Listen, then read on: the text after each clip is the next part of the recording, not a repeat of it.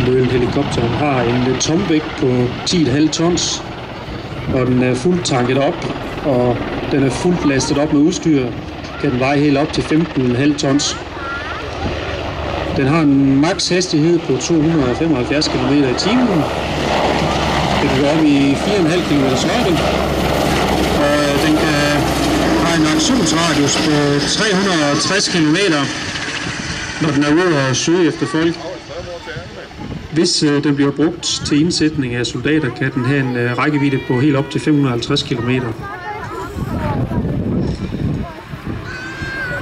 Den har et udstyr, som gør, at den er i stand til at lede piloten på vej om natten. Infrarødt udstyr, og den har en radar.